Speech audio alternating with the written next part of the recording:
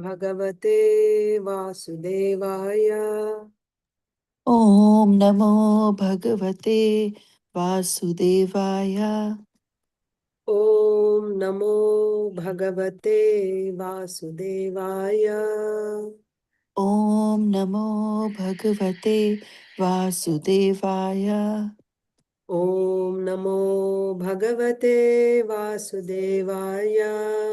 Om Namo Bhagavate Vasudevaya. Narayanam Namaskritya Naram Chaiva Narottamam Devim Saraswatim Vyasam Tato Jayamudirayet Nashtaprayeshva Bhadreshu Nityam Bhagavata Sevaya Bhagavatyuttama Shloke Bhaktir Bhavati Naishtiki Om Ajnanatimidandhasya Jnananjana Salakaya Chakshurunmilitam Yena Tasmai Sri Gurave Namah.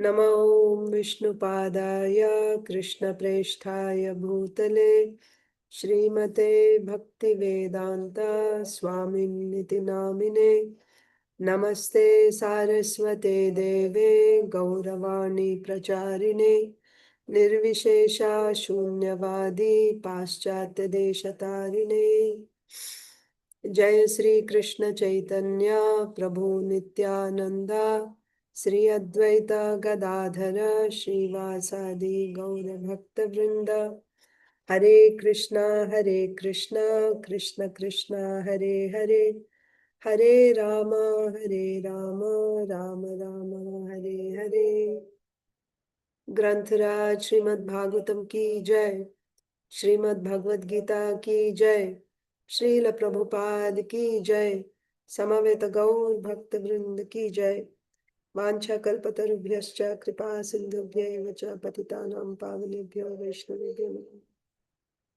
Hare Krishna, dear devotees, I welcome you to today's Srimad Bhagavatam for all session. We are reading from Srimad Bhagavatam, Canto 10, Chapter 7, The Killing of the Demon, Trinavarta. In yesterday's session, we read that after they reassembled the cart, they worshipped the cart, and further we will see that why the cowherdmen worshipped the cart. They worshipped the cart because the cart was one of their main possessions, and it was the abode of Lakshmi Devi because it was the storehouse of all their accumulated wealth.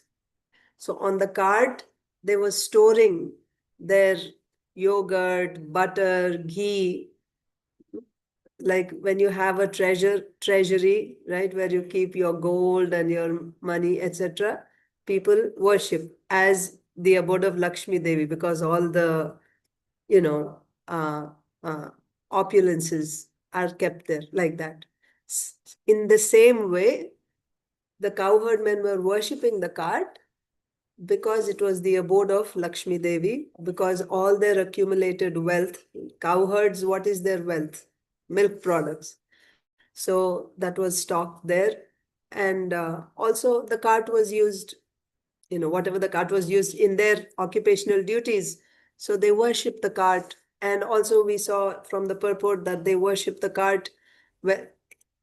Their worship is always not, even on the material platform, people worship Lakshmi Devi for wealth. That is, they're worshipping Lakshmi Devi in the form of a demigoddess. This is not the case here. Here, if they worship Lakshmi Devi also as the consort of the Supreme Lord, of Bhagavan. So we see in other cases also, Yashoda Mai is remembering Bhagavan, meaning Lord Narayan. He is the Lord in that way. So when they worship the cart, also who are they actually worshipping? They're worshipping the Supreme Lord, Lord Narayan, like that we should understand. So how did they worship the cart? By performing fire sacrifice, right? And then following various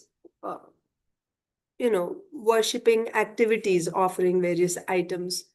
Then also yogurt and whole grains and right, with kusha grass dipped in water, that was sprinkled like that. So they worship the cart. That's the point. After they put the whole cart together, they worship the cart. What did they do after that? Then so that already, if you remember, Yashoda Mahi, when she saw Kṛṣṇa crying, immediately she picked up Kṛṣṇa and she let him drink her milk. And then she also called the brāhmaṇas to perform the swastyayanam there. That was done. Then Nanda Mahārāja had all the men come and reassemble the cart. And after that, they worshipped the cart. All that was done.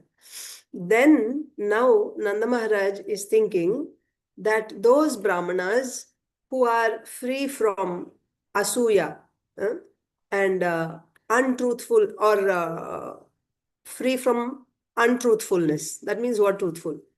Who are free from dambha, who are free from irsha, ahimsa, mana, like this.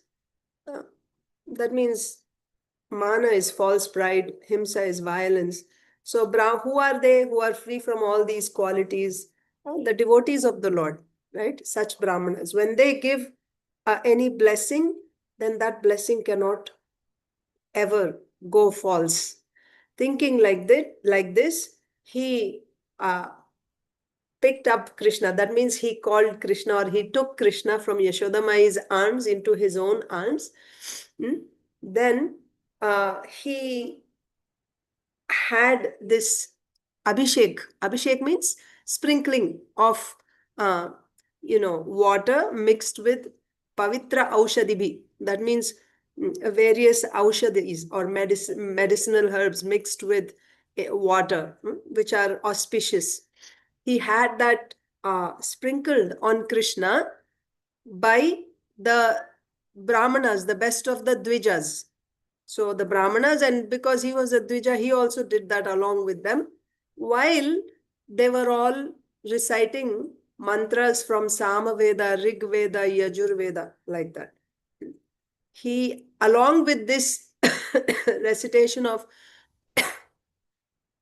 mantras was from Samveda, Rig Veda, Yajur Veda, he had them utter swastyayanam. So specifically here, swastyayanam means, Maharaj says, even chanting Hare Krishna Mahamantram is swastyayanam. Swasti ayanam. Swasti means su asti. That means for the, for the auspiciousness of the child, for the well-being. Yes, exactly. Well-being of the child, right? So they had, he had them chant certain mantras. It could have been, Namaste Narasimhaya or Hare Krishna Mahamantra, or actually any names of the Supreme Lord or pastimes of the Supreme Lord, Leela of the Supreme Lord, if that is uttered, Bhagavatam recited, that is all auspicious there. But of course, there are specific mantras which are called swastyayanam. That was done. But any pastimes of the Lord, when they are recited, that is all auspicious. So Nanda Mahārāja had that done, swastyayanam. And then he also performed this, once again, a fire sacrifice. Nanda Mahārāja had the brāhmanas perform fire sacrifice. While chanting this swastyayanam, along with all the assembled gopas, Nanda Mahārāja had them do this swastyayanam. And then for all the members, especially here the brāhmanas who did the swastyayanam, who chanted these mantras for the protection of Kṛṣṇa, he once again arranged a feast for them. He gave them in charity a feast, annam mahagunam. What type of feast? Food which was full of wonderful qualities. So we should understand that it was cooked in ghee for one thing, because ghee increases the life. Therefore, ghee is also used as a, what do you say? That means the result of eating ghee is your ayu, right? Your ayu increases. So therefore, you can directly call ghee as ayu. You understand? Because the result of eating ghee is ghee increases life. So you can just use, like ghee to mean long life, like that. So such first class, right, preparations, food preparations that are cooked in ghee, and also with the best quality grains, first class grains were used to prepare a feast, and that was fed to the brahmanas. So then we have to go to the next verse today.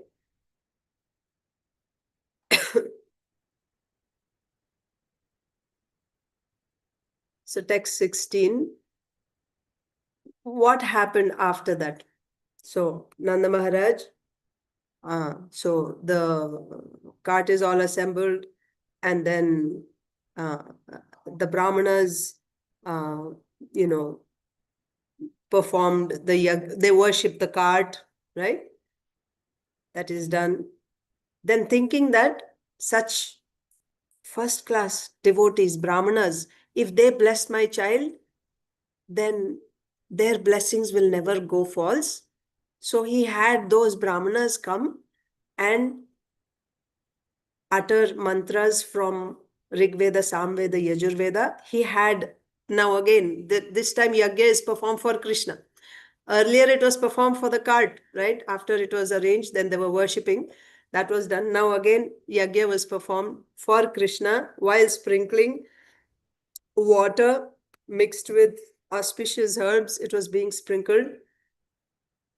And then they chanted. He also had them chant Swastyayanam. And then he gave them a wonderful feast, right? So he fed them a great feast. So then what happened after that? That's the present verse. I'm just checking to see if there's anything we're missing. So knowing that the blessings, this is Srila Vishwanath Chakravarti Thakur's commentary, knowing that the blessings of brahmanas were good for his child's welfare, Nanda spoke this verse. The blessings of qualified brahmanas must bear fruit. Kṛṣṇa was sprinkled with water mixed with sarva-aushadhi and maha-aushadhi. Okay, all medicines and the best medicines, the topmost medicines, and purified by mantras from Sama, Rig, and Yajurveda. Nanda Mahārāja performed a sacrifice and then fed the brahmanas with tasty aromatic food. Yeah, not only was it Mahagunam, means it was filled with many qualities. So not only was it tasty, it was also, life-giving, destroying diseases, like that, increasing one's life, like that. Okay, next verse, text 16. What happened after that? Gāvaḥ sarva-guṇopetā vāsaḥ-srag-rukma-mālinīḥ ātmajābhyudayārthāya prādāt cānvayuñjata. Gāvaḥ means cows. Gāvaḥ sarva-guṇopetā. That means cows that were, endowed with all good qualities. Sarva-guṇopetā. Gāvaḥ sarva-guṇopetā. What are the good qualities of cows? I mean, they give a lot of milk and first class milk, and like that, their demeanor, so many qualities of cows, right? So not just one quality, but many qualities of cows. It was those cows which were endowed with sarva-guna, all types of whatever is considered as a desirable quality in cow. All those qualities were there in such cows. Such cows. Gāvaḥ sarva-guṇopetā. And what else? such cows, vāsaḥ means clothes. So they were nicely decorated with silk cloth. The cows which were endowed with all good qualities were dressed with silk cloth. Like the silk saris that ladies wear on weddings, you see, like costly, like that, silk cloth, nicely dressed. The cows are decorated with silk cloth. Then srag, and not just cloth, but the cows were decorated with necklaces, a rukma-mālinīḥ, right? So they were decorated with garlands, flower garlands. Srag means flower garland. A rukma-mālinīḥ means with ratna, right? Jewels, necklaces, gold necklaces made with jewels, right? And also flower garlands. So it's also understood, when have such cows are decorated with gold necklaces, they also decorate the horns of the cows with, I think gold plate or silver plate. Of course, certainly the hooves are decorated with silver plate. Horns are also decorated. And they are, nice jewelry is put on the cows, like necklaces are put on the cows. And because cow is the mother, one of the 7 mothers. So the way, if you were celebrating a festival, for your mother, celebrating her birthday or something, how would you dress your mother up, right? So this is the culture. So the cows were nicely decorated with silk cloth and with gold necklaces and flower garlands, and, their hooves also have some, hoof rings, I think they're called. But like this, nicely decorated cows. And also, these were gifted to those brāhmaṇas who did svastyayanam. That's the point. So these cows, not just the necklaces, the cows were wearing necklaces and the cows were given in charity, but separately, jewelry, cloth, etc. was also given to the brāhmanas themselves as gifts. So the cows were wearing, and such cows were given in charity, but also jewelry, cloth, etc. was offered to the brāhmanas. Why? Why? This is Nanda Mahārāja is doing this. Why?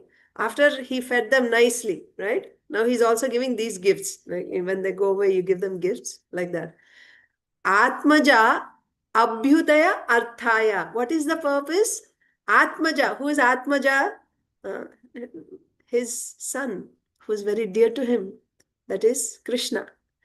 Abhyudaya. Abhyudaya matlab uske uddhar ke liye, or like for his development, for his progress, like a father would think, right? So that my child may grow well, he may remain healthy, and may his wealth increase, like that. So in every way, may he be healthy and maybe, like that, happy, live long. So for the well-being of his son, arthaya means for that purpose. ātmajābhyudayārthāya prādāt te cha cānvayuñjata. So, so he gave all these gifts.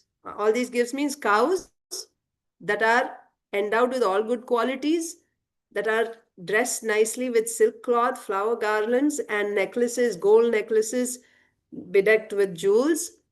He gave such first-class cows in charity to the brāhmanas.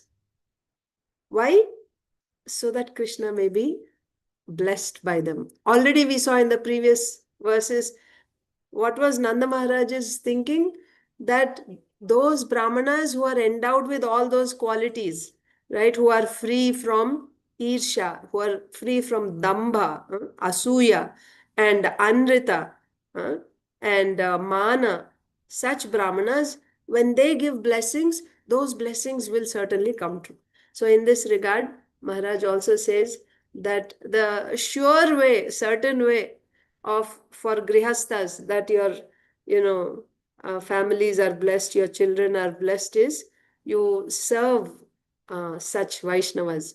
But you heard also in the purport yesterday, Srila Prabhupada said what type of brahmana should be served, right? Such first-class brahmana should be served. And Srila Prabhupada even went on to say, Nanda Mahārāja did not invite ordinary brahmanas, right? Ordinary brahmanas in the sense, those who are brahmanas simply in name, by birth, they, they call themselves brahmanas, but you don't find these qualities. Those qualities must be seen. Then you're serving such Vaishnavas who then certainly they have that potency, that power to bless, and such blessings will certainly work.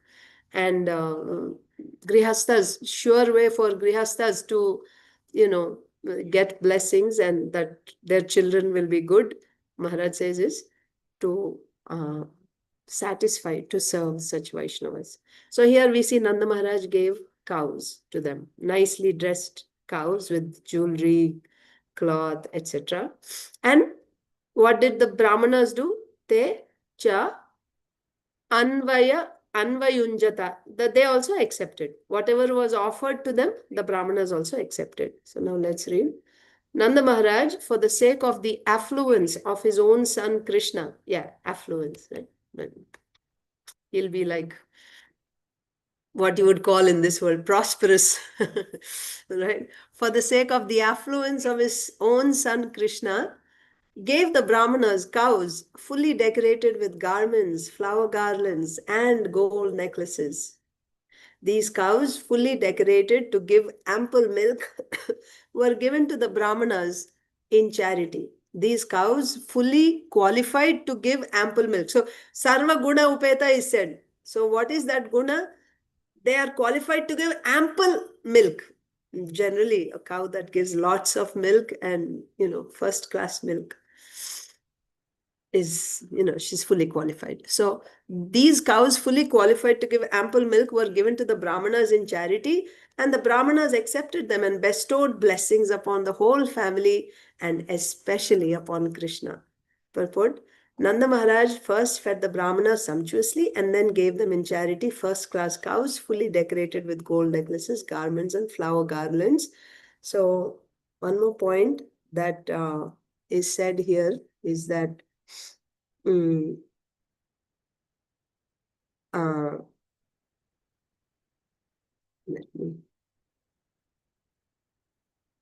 these cows, fully qualified to give ample milk, were given to the brahmanas in charity, and the brahmanas accepted them and bestowed blessings. Yes. So the point here is, here, Srila Sukadeva Goswami says that this has been proven that, because the brahmanas have wholeheartedly blessed Kṛṣṇa. Again, go back several verses, few verses. Nanda Maharaj, what is he thinking? When such brahmanas who have all these, who are free from all these bad qualities, when they give blessings, certainly Kṛṣṇa will be protected. Because their blessings will never go false, right? So Sukadeva Goswami is saying that, and this has been proven. This has been proven does not mean that Sukadeva Goswami is saying that Kṛṣṇa is protected because of brahmanas' blessings. That's not the point that Sukadeva Goswami is making, that because of these brahmanas or blessings that Kṛṣṇa is protected. That's not the point. But what is proven is the brahmanas have wholeheartedly blessed Kṛṣṇa. Nanda Maharaj, anytime, whenever there is a festival, he always does this. He has the brahmanas come, and we saw Yashoda Mai also, right? Anytime when there is any danger or anything, immediately they have the brahmanas come and they do the swastyanam and they give gifts to the brahmanas and they have the brahmanas bless Kṛṣṇa. So when they bless Kṛṣṇa, Kṛṣṇa will be protected. That means even if there is any danger, he comes out of that danger safely. So the proof, so this has been proven means so many dangers have happened, but Kṛṣṇa has come out of all of them safely. This is because, so this is proven. So what Sukadeva Goswami is saying is, this is proven. This is proven means, what is proven? That whenever there is danger, Krishna is coming out of that danger. Nothing happens to Krishna. This has been seen. Again and again, dangers are happening, but nothing is happening to Krishna. This has been seen. This is proven. It's true. So Nanda Mahārāja, so that is true. That is proven. This is what Sukadeva Goswami is saying. It's true that every time there is a danger, Krishna Bhagavan is protected. Lord Krishna is protected. Protected means he comes out of that danger without being affected. This is seen again and again and again. So what was Nanda Mahārāja's calculation? If Krishna is protected by the blessings of such brāhmaṇas, their blessings will not go false. So he always makes sure, and the brāhmaṇas are blessing Krishna. And the brāhmaṇas, so that is one thing. Brāhmaṇas bless Krishna. And it has been seen, and what is his calculation? That when Krishna is blessed by brāhmaṇas, or not just by Krishna is blessed by brāhmaṇas, that's not the point. Nanda Mahārāja's point is, when the brāhmaṇas have all these qualities, they are free from all these bad qualities, their words are so truthful, when they give their blessings, those words cannot become false. That is his conviction. Their words cannot go false.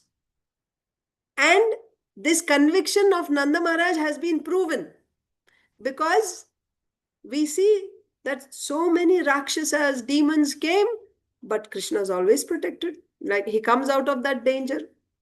He's always protected. You see? And then the other point is that, of course, so the important point you should note is you shouldn't think that Sukadeva Goswami is saying that when this is proven means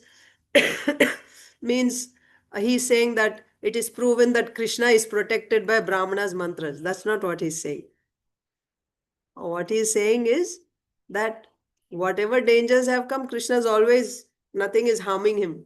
That has been seen. Okay, that has been seen. That much Sukadeva Goswami is saying. But what is Nanda Maharaj thinking? Nanda Maharaj is thinking that their prayers, their blessings will not go false. So let me get their blessings for my son so that he's always protected. That's what Nanda Maharaj was thinking. And what about these brāhmanas when they are blessing? They also say sometimes that, like later on, right? We'll see later when Krishna grows up a little older, when he's like 7 years old, like that. They get together, all the cowherd men, and they start discussing, who is your son Krishna? He does such wonderful things. He lifted the Govardhan and all that. But we think maybe he's Narayan, like that. They think sometimes, or maybe some great demigod like that. Of course, Nanda Maharaj doesn't buy those statements. But the point is that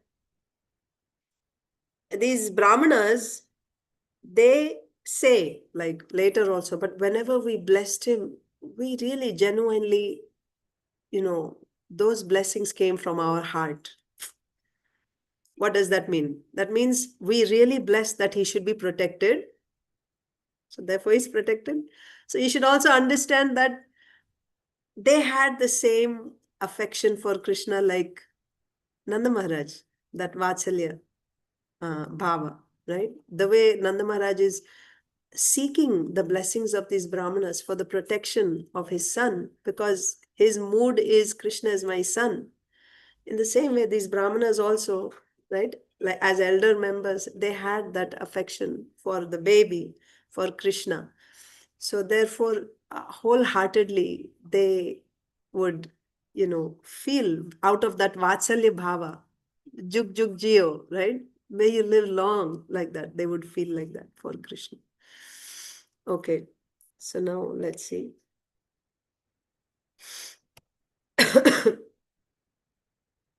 So Nanda Maharaj, so this is what happened. So after he fed them, then he gave the cows in charity. What happened after that?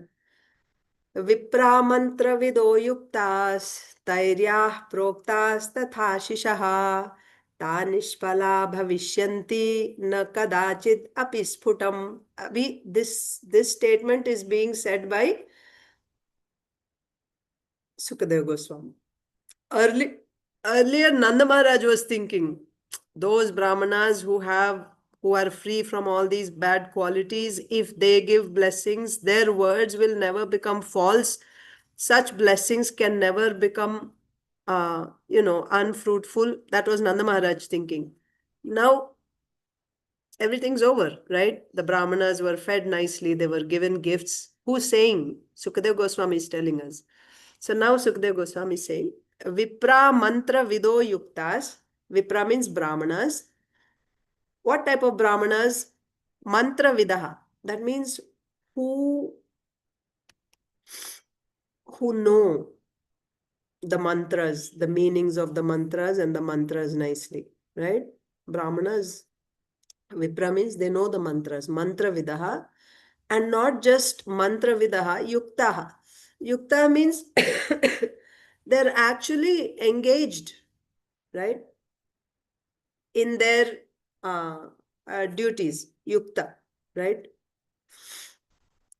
So, viprā mantra-vido yuktās, right? And yeah, tair proktās tathāśiṣaḥ. So when they, prokta means when they speak, whatever is spoken by them, and also whatever blessings are given by them, āshiṣaḥ, those words or those blessings, niṣphalā bhaviṣyanti na kadācid. Niṣphalā bhaviṣyanti. निष्फल कभी भी नहीं हो सकते. निष्फला भविष्यन्ति न कदाचित.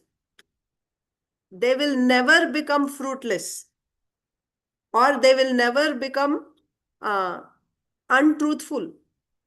Whatever words are uttered by the brahmanas who are mantra-vida, they know the mantras, right? The meanings of the mantras, they know the mantras, they chant the mantras, and also they're living. So they're practicing that life, right? They're engaged. tair proktās tathāśiṣaḥ. उनके द्वारा कहे गए शब्द और उनके द्वारा दिए गए आशीर्वाद कभी भी निष्फल नहीं हो सकते. अपि स्फुटम, अपि स्फुटम मतलब एकदम सही है. This is always factual. It will never go false. Whatever blessings such brahmanas give and whatever words they speak, they will never go fruitless. They will always be, it will happen. Indeed, it should happen, certainly. The brahmanas who were completely expert in chanting the Vedic hymns were all yogīs, fully equipped with mystic powers. Whatever blessings they spoke were certainly never fruitless. So this word yuktaha is explained in different ways by different acharyas. Srila Vishwanath Chakravarti Thakur explains the word yuktaha like this. He says that the brahmanas are described here as yukta, which means they are great yogīs. Okay, yogīs, yoginaha. So here the brahmanas are called yukta. They are the knowers of mantras, and yukta. Yukta means they are great yogīs. And thus, whatever blessings they gave would come true. So that is from Srila Vishwanath Chakravarti Thakur's commentary. That's why in Srila Prabhupada's purport we see mystic powers. Okay.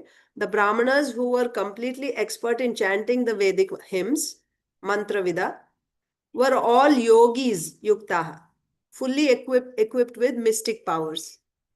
Whatever blessings they spoke were certainly never fruitless because they were great yogīs, right? So when they said something, that word carried that potency, that power. So therefore, that word, their words, their blessings always came true. Brahmanas, purport by Srila Prabhupada, Brahmanas fully equipped with the Brahmanical qualifications. That's the point, right? This is what was being explained again and again in yesterday's purport that we read, Brahminical qualifications. Brahmanas fully equipped with the Brahminical qualifications are always yogis, fully powerful in mystic yoga. Their words never fail. In every transaction with other members of society, Brahmanas are certainly dependable. That means you can depend on the Brahmanas. The rest of the society, Kshatriyas, Vaishyas, Shudras, all other members of society can depend on Brahmanas. Why? Because they are so highly qualified. Now, that means when you say qualified, those qualifications must be visible. That's when he is a Brahmana. Yes? So, that's why Brahmana, otherwise you call them Brahma Bandhu. Brahma Bandhu means a relative of a Brahmana. You may be the son of a Brahmana, the brother of a Brahmana, right? But that does not mean you're a Brahmana. You're a relative of a Brahmana. If you yourself don't have the qualities of a Brahmana, then you are called a relative of a Brahmana, not a Brahmana. When will you be called a Brahmana? When you are equipped with Brahminical qualifications. So Brahmanas fully equipped with the Brahminical qualifications are always yogis, fully powerful in mystic yoga. Their words never fail. We see great, powerful Brahmanas, even in our history, we see like Chanakya Pandit, right? Brahmanas. Their words are truthful. They never fail. When they say something, they never fail. And of course, what to speak of our Vaishnava Acharyas, they are beyond, even higher than Brahmanas. That means when one is a Vaishnava, he automatically has all the qualifications of a Brahmana. That's when he's a Vaishnava, right? And he's even more than that, not just that he has the qualities of a Brahmana, but a Vaishnava has all the qualities of a Brahman. In every transaction with other members of society, Brahmanas are certainly dependable. In this age, however, one must take into account that the Brahmanas are uncertain in their qualifications. Why? Because you're taking Brahmanas by their birth. Then how you call them Brahmanas? There is no proper training. Everyone has to be trained, isn't it? So in this age, because that system is now crumbling, or it's crumbled already. So therefore, there is no, even if somebody is known as a Brahmana, but they don't have the qualification, right? One must take into account that the Brahmanas are uncertain in their qualifications. So, Mataji, we should always, we cannot just say that, what do you say? We cannot generalize that,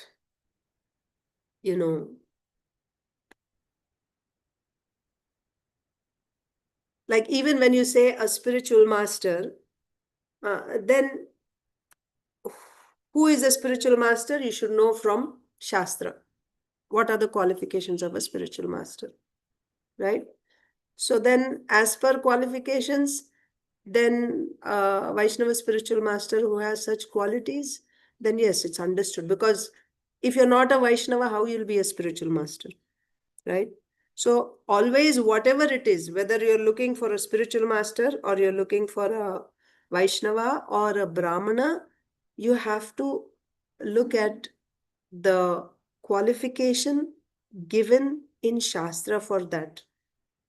Then you say, yes, this person is a Brahmana. Because simple, like if you see the qualities of a Vaishnava as described in Shastra, then you understand he's already a Brahmana. Not by blind label. You cannot just generalize and say that all spiritual masters. Because you see, it is not just, ISKCON is not, Shastra is not talking about just our family or just our small community. Shastra, like Bhagavad Gita, is not just meant for Indians or just not meant for Hindus. Bhagavad Gita is for everyone, especially all human beings. So we cannot just, limit and say that, oh, all my members that I am related to, I'm connected to, they are all good and this is my. Then what will happen is when you face outside, so we will be respected and honored and everything within our little family. But then we will be alienating those who are outside because they'll feel like, oh, this is their family book and this is their family philosophy and they are doing, we have our thing, they have their thing. So that way we will be doing disservice. So therefore, when we say anything, always, when that word, Shastra Pramanam, is actually very powerful. We have to train ourselves. This is not by sentiment. It's like science, like science. Like when you go to buy gold, you don't just take, like, oh, anything which is yellow is gold. So then you end up paying so much money because this. No, you follow the tests as per Shastra. Then you will accept, okay, now this, whatever thing it is following all the tests. Therefore, I accept this as authentic.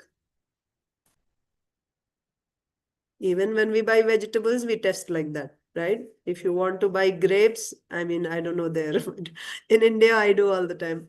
You go to buy grapes, some are sour, some are sweet, some are, take one, taste, of course, offer, taste, and then check if it is proper or not. And if you see it is good, it, all the tests are checked, then you accept it. Yes, accept it, like that. So generalizing, yes, Mataji. So generalizing like that, like I am good, you're good, we are all good. That's okay. As family, we can talk like that. But when we are talking philosophy, we should strictly abide by the statements given in Shastra. And that is the test. And those who are true, those who are, those who satisfy those conditions, certainly they will pass the test. There's no problem about that. But, and then our society also will have that weight. It'll have weight, that, oh, wow, like people will respect outside also. It's not by sentiment. But on the authority of Shastra, we are saying, yes, this person is a Vaishnava because of this. There will be so much quality, so much weight in that. So, yes. So that's why, who is a Brahmana? Who is a Vaishnava? Who is a spiritual master? Everything is very nicely described by, in Shastras it is there, but our own Vaishnava Acharyas have,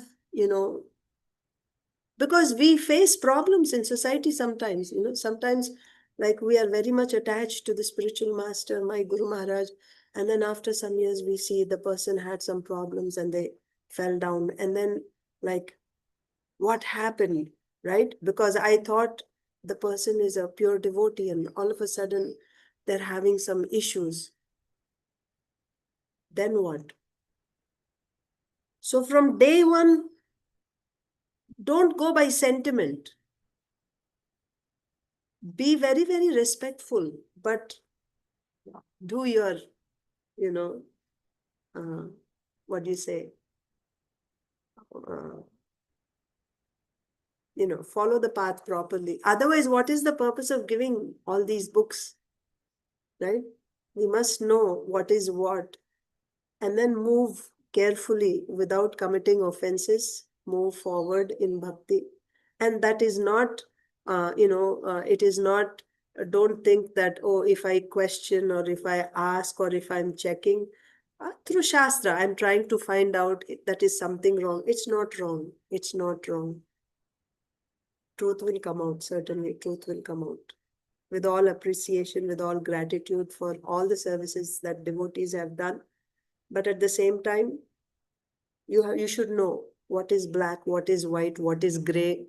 We have that right to know. And after knowing, then give due honor to the deserved person. So here, same. So this applies whether it is for brāhmaṇas, right? You want to call someone a brāhmana, you want to call someone a Vaishnava, you want to call someone a spiritual master, right? It applies to everybody. And so in this age, however, one must take into account that because otherwise it will become a great disservice for those who are actually genuine, right? Somebody who is genuine and you put someone who's not genuine, or most people who are not genuine, and everyone in the same pot, that is an offense, actually. That is an offense. You should give, the honor that you give to Vaishnavas is dependent on their advancement in Krishna consciousness. So for us to know that, first of all, we should know what is Krishna consciousness. We should come out of this just simple sentiment, right? Actually, take that time to understand, study and understand, not by speculation or because this person said or that person said. Even if this person said, what is the source for what that person said? Like that.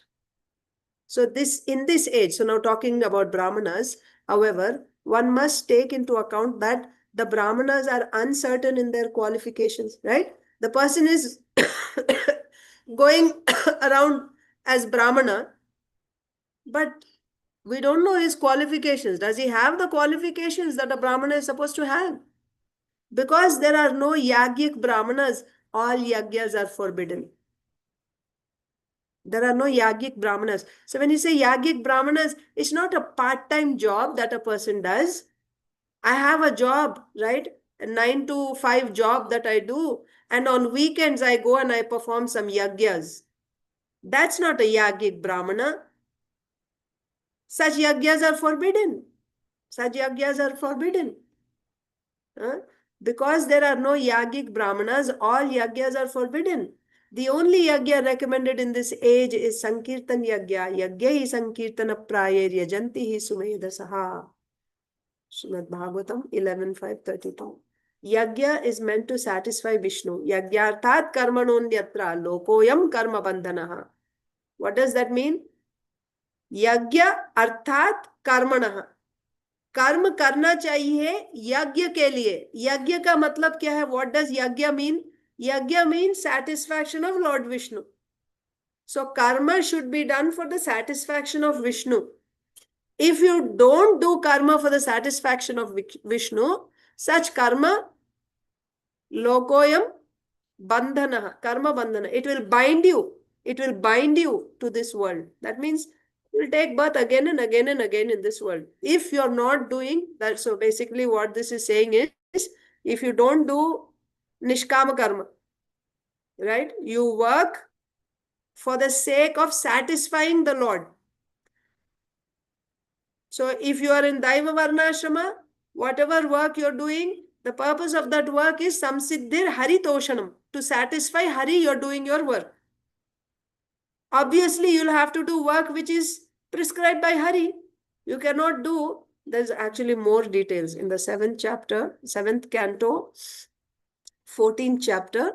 Narad Muni is explaining to Yudhishthir Maharaj about the different dharmas that grihasthas do.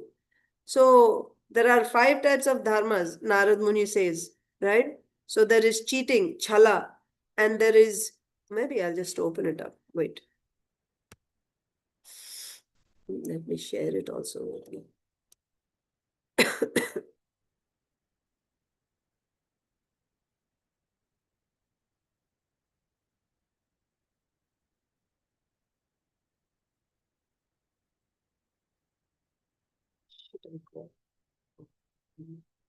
Srimad Bhagavatam, 7th canto,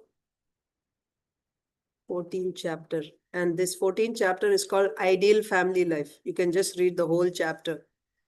How a grihastha should live. Who's saying? Narad Muni saying. Who's Narad Muni? He's our Acharya in our Brahma Madhva Gaudiya Vaishnava Parampara. So, in this, about grihasthas,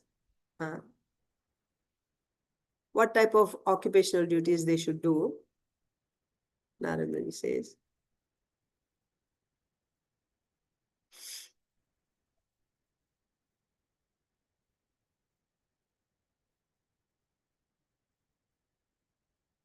There is a mention of the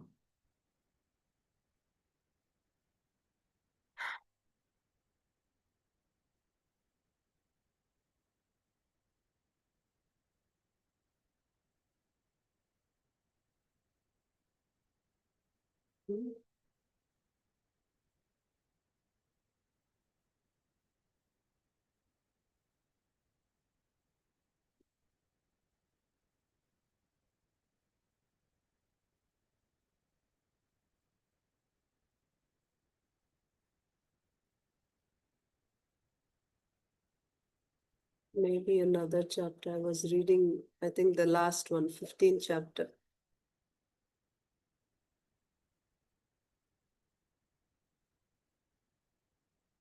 Instructions for civilized human beings.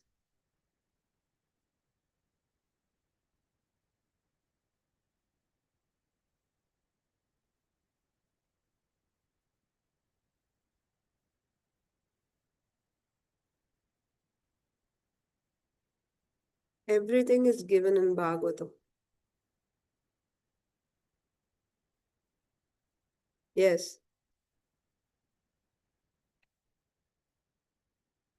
There are 5 types of, see, there is Vidharma, Paradharma, Abhasa, Upama, and Chala. 5 types. So there are 5 branches of irreligion, appropriately known as Vidharma, that means irreligion, religious principles for which one is unfit. That means you're imitating someone else. Like you have the nature of a Kshatriya, but you are trying to do the work of a Brahmana, for example. So, paradharmo bhayavaha, Kṛṣṇa says, don't try to do. Even though that work is prescribed in Shastra, but that's not fit for you. You're not fit for that work. That is paradharma. Vidharma means it's totally against Shastra. It is not there in Shastra and you're doing that work. That is Vidharma, irreligion. Paradharma is, it is given in Shastra, but you are, you are not fit for that. Pretentious religion, abhasa. That means it's not dharma actually. It's not given in Shastra, but it appears like it is given in Shastra. Abhasa. Abhasa means it resembles pretentious religion. Then analogical religion is upadharma. Okay.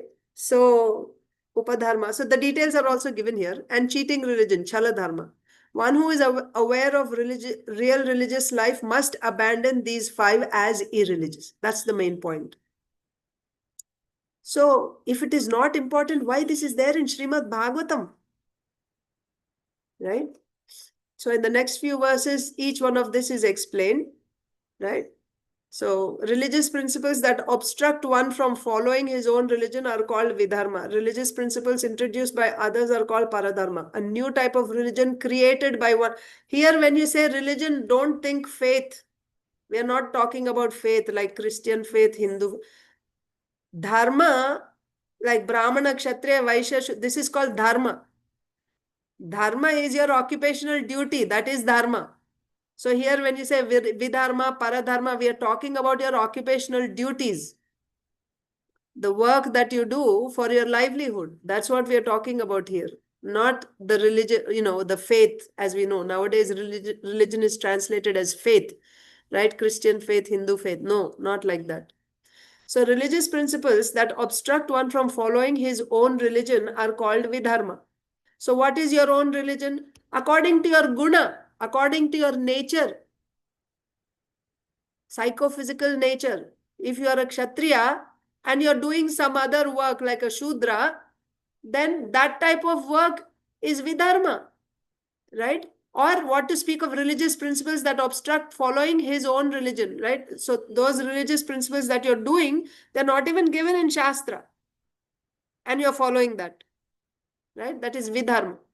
Then religious principles introduced by others are called paradharma. New type of religion created by one who is falsely proud and who opposes the principles of Vedas is called upadharma.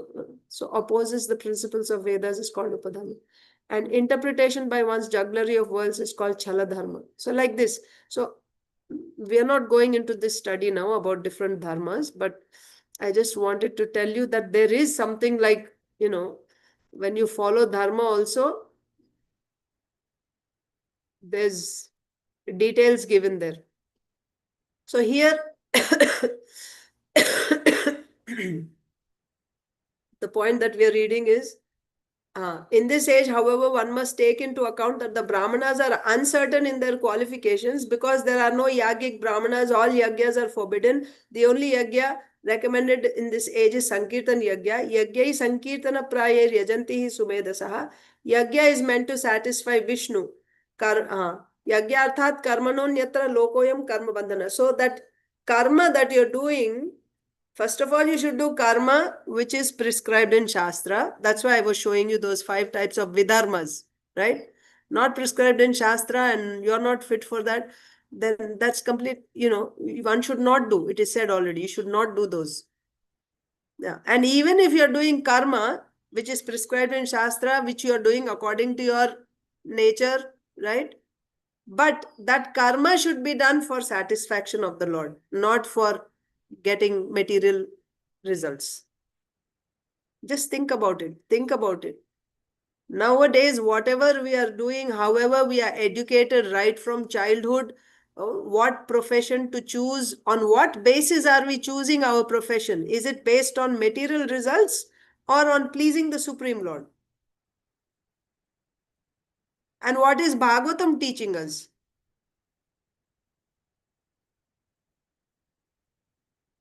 And we want to be pure devotees. Pure devotees means whatever, we will do direct devotional service only for the pleasure of Kṛṣṇa. We won't even do other things. That's our goal. We want to be there. Now, wherever we are at now and where we want to reach, that's when we can be back home, back to Godhead. So if that's where we want to go and we are here today, how should I move there? Even the work that we do, that should be done only for the satisfaction of the Lord. Yagyarthat karmanonyatra. That means yagya means satisfaction of Vishnu. My karma should be yagya only. Because in this age there are no qualified brāhmanas, people should perform yagya by chanting Hare Krishna mantra. Yes. So, how do you perform yagya? So, other yagyas are not successful. Then what should we do? Whatever yagya you're doing, now that yagya, because you cannot do it perfectly. Whatever yagya, you talk about it, we don't even have pure ingredients, we don't have pure brāhmanas. How that yagya is going to be successful? So, the only yagya which is possible is chanting the Hare Krishna Mahamantra. But not just for one time, let's everyone chant Hare Krishna, Krishna Krishna, Hare Hare, Hare Ram, Ram Ram, Hare Hare. That's wonderful. But that is not all. Once we just did it and ho gaya Sankirtan, aisa nahi. You understand? This is the yagya for this age, means that has to be done all the time. Yagyai Sankirtana prāyai yajantihi sumedasa. Otherwise, why Sri Chaitanya Mahaprabhu is saying in Shikshashtakam, Kirtaniya sada harihi. Kirtaniya sada, why he has to say?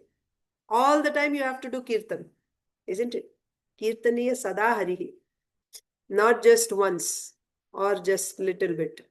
Once little bit or 16 rounds is beginning.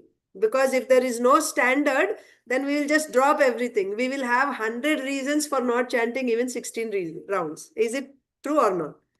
We are so busy. We have so many things. We have families and we have jobs and we have, problems and this and that, health issues. So you will have a good reason for not chanting every time. But when there is a standard set by the spiritual master, whatever happens, you have to do it. Then at least that much we will do. That's the purpose of giving a number. Not that, oh, because I finished that, now I'll do whatever I like and I'm going back to Godhead now. That's not the sign of a sincere disciple. We have to give everything. Body, mind, words, all the energy that we have must be offered in the service of the Lord's mission. And we know we are not there. I know for sure. And but when I talk like this, it wakes me up that now that you have said, you better live by that. Otherwise, you're a hypocrite. You see? So that's also good. That's also good that when you speak, then you'll be held responsible for what you're speaking. And if you're not living by that, you're a cheater. So then that creates some fear in the heart. At least make an effort now to become more serious like that. Otherwise, I will get kicked. Don't worry. If I am speaking and if I'm not living by that, it will just be a matter of time. I will be in dirt. I mean, I'm already in dirt, but so yes, it's very sharp, like a razor's edge. We have to live by what we speak. At least we have to make an effort. Okay. And also whatever we hear, whatever we read from Bhagavatam. Okay. In every transaction with other members of society, brāhmaṇas are certainly dependable. Achha, I read all that. Chalo. I'm talking about yagyarthat karmanonyatra lokoyam karma bandhana. If you're doing your karma not for the satisfaction of the Lord, then such work is going to bind you to this world. Because in this age there are no qualified brahmanas, people should perform yagya by chanting Hare Krishna mantra. Yagya is sankirtana prāyir, yajanti sumedasa. Life is meant for yagya. Simple, right? Life is meant for yagya. And what is that yagya? Chant Hare Krishna, Hare Krishna, Hare Krishna, Krishna Krishna, Hare Hare, Hare Rama, Rama Rama, Hare Hare. But the thing is, we are not able to chant all the time. Because for us to chant all the time, we need that type of firm faith in the holy name. So until we get that firm faith, we have to do our dharma also. Whatever dharma that is prescribed, we have to do that. So that is the end of Shakata Bhanjana Leela, killing of the Shakatasura demon. That is the end of that pastime. Now from the next verse, we will start killing of Trinavarta demon. I thought I will... okay, Mataji is asking, how can we do Kirtanam the rest of the time, apart from doing our japa, chanting? How can we do Kirtanam the rest of the time? Not just Kirtanam. You can do Shravanam, you can do Kirtanam, right? Anything. But how to do Kirtanam? You can sing, you can just keep chanting. Other than chanting, what type of Kirtanam? You can recite Bhagavatam, just read aloud Bhagavatam, right? Chapter. You set some goals for yourself. You have to start and build on that gradually. Maybe every day you read one chapter or recite, or maybe more like that. Or just in free time, read Chaitanya Charitamrita, Bhagavatam, just read. You can spend any time you have. Don't, be free. Don't use your energy in any activity which is not service to Krishna. Bas, make that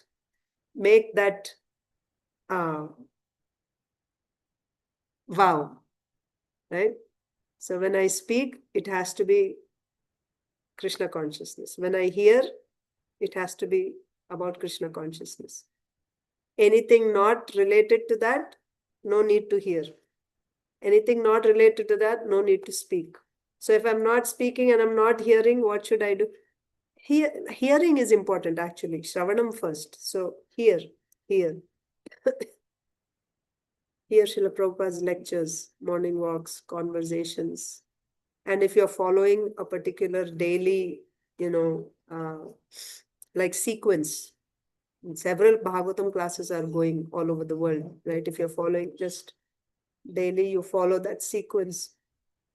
Different books devotees are reading. Some are doing Nectar of Devotion, some are doing Chaitanya Bhagavat, Chaitanya Charitamrita, Srimad Bhagavatam, Bhagavad Gita. Just follow and keep reading like that. Just whatever time you have, use that time, in hearing. And another practice is just simply chanting with your lips, because you're working with your hands, right? When you're cooking, when you're cleaning, your lips can be chanting continuously, like train, practice. Hare Krishna, Krishna Krishna, Hare Hare. Like that. Of course, to do all this also, what we need faith. So, for faith, then you have to hear about those glorious devotees who do that. From Bhagavatam, you hear about Bharat Mahārāja's story. Bharat Mahārāja did that. He was a king. He would always, even in sleep, not for a moment he would stop chanting the names of the Lord. Always chant. These are real examples, right? Ambarish Maharaj, he engaged all his senses in the service of the Lord. He is a king. He's an emperor. He's a king ruling. But he's always. So if it is possible for kings, but what is it that's help? How they're able to do that? Because they have that firm faith. We don't have so much faith. So now we feel inspired and maybe we do for a few minutes and then mind gets drawn here, there, and we are not able to do. So that is because we don't have faith. So we have to build faith. So to build faith, hear about Ambarish Maharaj, hear about Bharat Maharaj, and pray to them. They are all great personalities in Bhagavatam. Pray to Krishna, pray to Bhagavatam, pray to Srila Prabhupada. I want to, please help me like that. So when we get, as our faith increases, the amount of time we are spending in Shravanam Kirtanam will also increase. So we won't start the new chapter because we'll read Bhagavad Gita. New chapter means it's the same chapter, but it's the new section. We're going to read about killing of Trinavarta. That will start tomorrow. Let's bookmark it here. Let's read Bhagavad Gita. We were doing the 15th verse. Okay, we discussed it. And so in the 13th verse, what did we see? Krishna said, I will tell you about Gyayam. What is that Gyayam? Brahma is said. Brahma means we took it as Brahman. And Krishna said, this Brahman is Anadi, beginningless, and it is subordinate to me. It has no cause, it has no effect. That was said in the 13th verse. And in the 14th verse, Krishna says about the same Gyayam that he has his hands and legs everywhere, all over. So then what does that mean? Hands and legs everywhere means? That is all the hands and legs of all the living entities in the whole universe. Where are they coming from? The external energy, or they are in the Virata Purusha. So that means here we are accepting that Gyayam as Bhagavan or Paramatma. Okay. Then now in the next verse, 15th verse, Krishna is saying, sarvendriya-guṇābhāsaṁ, sarvendriya-vivarjitam. But that Gyayam, right, the goal of jnana, that Gyayam does not have senses. What does that mean? Just now you said he has his hands and legs everywhere, and now you're saying he has no senses. That means he does not have senses like you and me. His hands and legs, ears, eyes, they are not like you and me. They are not material. Okay, so that's what we studied. So we also read the purport, but maybe we need to discuss a little bit. We'll check. So here, the super soul is the original source of all senses. So that is understood. Super soul is the original source. So remember, I explained to you, Garbhodakashaya Vishnu's material form is Virata Purusha. In Virata Purusha are the hands and legs of all the living entities. So who is Virata Purusha? Virata Purusha is, you can say, the material expansion of Garbhodakashaya Vishnu. Garbhodakashaya Vishnu is the super soul of the universe. So the super soul is the original source of all senses. Okay. So that's why he has his hands and legs everywhere. Yet he is without senses. Garbhodakashaya Vishnu has no senses. That means Virata Purusha has all senses, but Garbhodakashaya Vishnu has no senses. What does that mean? He has no senses? He doesn't have material senses. Like all the material bodies in this world, he does not have, without senses means he has no material senses. He has senses, but they are transcendental. Then further it is said he is unattached, although he is the maintainer of all living entities. This is another important point. You see, everything is created by Paramatma, isn't it? Who is the Paramatma? Garbhodakashaya Vishnu, we are saying. From Garbhodakashaya Vishnu, Virata Purusha came. And in Virata Purusha's body, there are, on his body are all the various planets. The entire universe is on the body of Virata Purusha. And whatever else there is in this universe, all the different forms of life and everything else, mountains, oceans, and everything, that is in the body of Virata Purusha, or on the body of Virata Purusha, or in the body of Virata Purusha. No problem. Same thing. So that means it's created by who? The point is, Virata Purusha is created by who? Garbhodakashaya Vishnu. Agreed? Garbhodakashaya Vishnu is laying in the ocean of Garbhodaka. He's laying in the Garbhodaka ocean. He takes the mass of 23 elements along with all living entities inside his belly. Yes? And then there it stays for 1000 years, and then after 1000 years comes out of his navel as Virata Purusha. Virata Purusha, on Virata Purusha is this whole universe, all the planets and all the creations, whatever we are seeing. So this whole creation is whose creation? Garbhodakashaya Vishnu's creation. Yes, agreed. This whole creation is Garbhodakashaya Vishnu's creation. But the significant thing is, now each one of you think, if you make garlands, right? And you make a very nice garland for a festival. Do you become attached to your work? Oh, I made this garland. This garland is so beautiful. I made it. You dress the deities on a festival day, and the deities look so beautiful. Do you become attached that I dress the deities and they look so beautiful? Oh, you don't become attached, huh? Wow. Okay. So, I do, Mataji. yeah, you cooked, right? You cooked for the feast festival, and you cooked a wonderful thing, and it turned out so good. And all the devotees are standing in line, we want it, we want it. It is so delicious. It is so wonderful. We Don't you feel become very attached? satisfied, Mataji. We feel very satisfied and gives Do the you happiness. associate with yourself with that or not? Tell me that. If you didn't get any credit whatsoever, instead, if somebody said, not you, but someone else did it, and all the credit is given to someone else, you get no name whatsoever, and you spend days and days preparing for that offering, and your name is not there anywhere, nobody knows that you did it. Will you be okay with it? Tell me honestly. Yes, Mataji. Yes, Now I I do. can tell. Now I can tell. Yes. Maybe I was not before, but now Kṛṣṇa, my only thing is I did it for you. That's all. Rest, I don't think of anything. Did you face that situation? Yes, of course. It's a journey, Mataji. Acha. So you Yeah. don't feel, you're saying you don't Now I don't feel. Confidently I'm telling Mataji. I feel just Okay. satisfied and I don't get affected.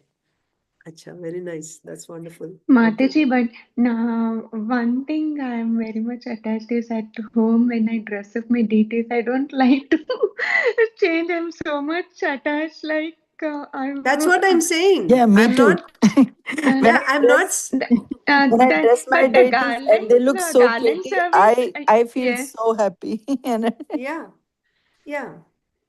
It's there in us. The thing is, you know, You don't feel like removing because they're looking so beautiful. Oh. But then I that's heard not the point. That's not the point. The point that I'm making here is it's not about whether they're beautiful or not. It's about when you dress as opposed to someone else's dresses. So that won't happen at home, because usually at home you are the only one dressing. All of us, I'm saying in general. But this happens when it is in a temple usually, because you're not the only person doing it. There will be like 7 days a week, there will be 7 pujaris doing on each day. So you look forward to the day when you do it. And when you do it, you're like all taking pictures from all different angles. But if someone else is dressing, you don't see that you're taking so many pictures, even though the deity is the same. Does it happen or not? And when you make the garlands on one particular festival, you will take pictures of the deities with those garlands in 20 different ways. But when someone else makes that garlands, maybe you'll take 2 or 3. You may not take 20. Does it happen or not? I mean, you don't have to answer. Please don't think that I'm attacking anyone. I'm trying to make a point here that a very not important... that when we are doing it, always when on all days when it's we get the attachment towards the deities, Mataji. No, here I'm not talking about attachment. I'm talking about your service. I'm specifically talking about your service. No. You have no attachment. No. Achha, okay. Okay. So will you be, then you should be okay if someone else got the service. You don't have to do it. If Yes. someone else did it, you'll be fine, huh? Yes, Mataji. So Janmashtami day, they say, Achitri Mataji, you're going to make garlands. And all of a sudden they say, instead of you, we want to give it to someone else. And you'll be okay with that? Yes, everyone needs the service, right, Mataji? So if you're being honest, then it's wonderful. It's great. Yes, But and we shouldn't get that identity or that name, Mataji. We don't. Yes. But it is there in us. The fact is, the reality is, it is there in us. Yeah, subtly it is there. Subtly Yes. it is there. Absolutely. It is there, Mataji. It is there. It is there. Like we try that, okay, like, we'll be happy, like Kṛṣṇa is looking so beautiful, dressed here. But subtly it will be there. Oh, I should have done like that. What did I do? No, I should do it. Yeah, it is there. That's the point. Because, it will be there. Yeah, and also this garland Mataji is like when they make garland, they will make to put in certain way. And if you don't put, they tell you, oh Mataji, why it is not? Why didn't you put like that? That is what I did. So these are subtle things. We don't understand that. We say we don't have attachment, but we do. We do. We yes. do. And Yes, the reason... Mataji. Yes. Yeah. That The reason But it doesn't sit and get affect us. Somehow Kṛṣṇa has given us to come out of it also. Okay, I'll give another example that will help us, because this is more deity related, so it can be different. Let's talk about our creations. So I guess I gave a wrong example, because here it comes, it's not just my creation. There is devotion aspect here also. But let's say in your workplace, right? You have a project that you're working on and you worked on it, and you don't get any credit and someone else steals your work and goes away. Will you feel bad or not? Tell me now. Mataji, not me, only because of Kṛṣṇa consciousness. I only feel, let's say you didn't get promotion or you didn't get recognition or so many appreciation, right? I feel like I wanted to do this because this is my duty. I did it. Whether I'm recognized or appreciated, no. I did it because that's what makes Kṛṣṇa happy. I'm telling this after a lot of journey, Mataji. Otherwise, every day I used to tell myself, I'm agitated today about something. Why? And then I start speculating on that. Then Kṛṣṇa gives an answer, Mataji. Okay, one more question. Yeah. Do you like your children? Are you more attached to your children than your neighbor's children? Or you love your children as much as you love your neighbors, and for that matter, all other children in the world? Mataji, I mean, I can answer for myself. I love my for children. yourself only. I love my children, but at the same time, I feel, oh, it is my duty that my kids should become this, or they should do this, they should not miss this. Not that point, Mataji. Try to get the point. I'm asking, do you love your children equally as you love any other child in the world, or just your neighbor's child or some other devotee's children? You have the same love for your child and another's child, or you feel happy when your child makes some progress, then do you feel more happiness when your child is making progress, or you feel equal, exactly same amount of progress when your child makes progress, or some other person's child makes progress? Mataji, to be very honest, that subtle thing, oh my God, I feel happy for other kids, and I do love, I don't, Right. but I wish My children is more. I wish, not more, I wish my children also would do that. Yeah, that is what actually But I Mataji is won't asking. feel that, oh my God, see, they are able to do their kids. That secondary thought is gone. Oh, I wish my kids also do. Kṛṣṇa, please bless them. That's it. But that subtle comes in a positive way. That I Okay. think Mataji is asking that only, right? Like, not only Mataji, like, I know you are asking about the positive things. Like, let's say your kid is not doing anything good. Like, Right. everybody else is doing really good. So do you feel bad? that, yeah, it's okay, they are doing, like, that subtle thing Mataji is asking, which is there. We have to say, yes, it is there. Like, yeah, of course, in a positive way, and we'll say, okay, Krishna's ways, Krishna's mercy, Krishna's, like, everybody has their karma, this and that, because we are spiritual, we are understanding, we are going in that journey, but that is there no matter what. That Yes, is there that's the because thing. of the bonding, and we are not at the Yeah. Uttamādhikari level. No, not like that. Here, the difference between Krishna and us is being said. Krishna, he creates something, he has no attachment for it. That's why I was trying to get to that point that is there in this shloka of Bhagavad Gita. Krishna creates this whole universe. What to speak of one small family? I can give so many examples. You build a house. Do you become attached to that house, or you say, no, I don't have any attachment to my house?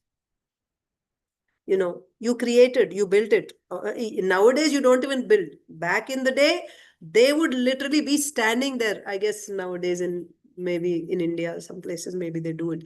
But usually it's like by contract, right? Someone else is doing it. But they would literally, in Telugu, they say, illu katti chudu, pelli chesi chudu. That means get one house built, and then you know what it takes. After building that house, you know how much attachment there is to that house. It is said in Shastra, after dying, he will take birth as a rat in that house because of that attachment to that house after he builds it. It's there. When we create something, when we prepare something, when we create, right? It can be a drawing. You can see in children, you can see in adults, you can see in everyone, it is there. Right? When you create something, you become attached. It's, proprietorship. It's like copyrights. This is my thing. Nobody should steal this. This is art by this person, right? We become attached to what we create. But Krishna, look at the Lord. He creates this whole creation. He has no attachment whatsoever. He's not attached.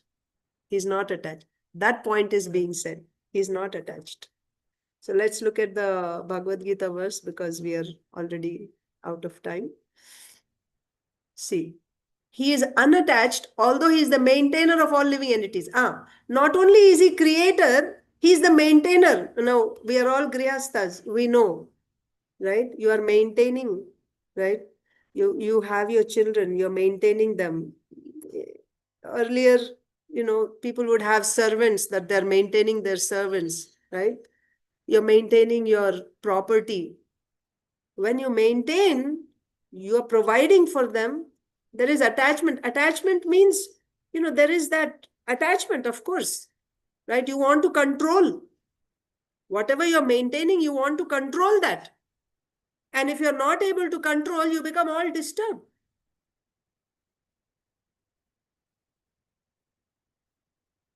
So, but the Lord, he creates, he's maintaining, but he's not attached. So just why I'm giving these examples, because something which we can relate to in our own lives. And then when you look at Krishna's position, maybe, this will help us appreciate, it's not just, like a theoretical concept in the mind, how the Lord is unattached. How exactly is he unattached? Just to get a little bit of understanding.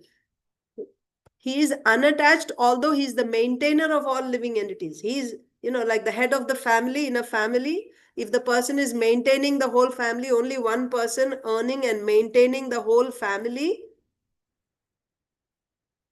and at the same time, he's completely detached. And this family is not just one family. This is not one universe. Okay, in one universe, Garbhodakshaya Vishnu, but there are so many universes. And all this is just a small portion of the entire creation. Everything is coming from him. Aham sarvasya prabhavo, mattah sarvam pravartate. Right?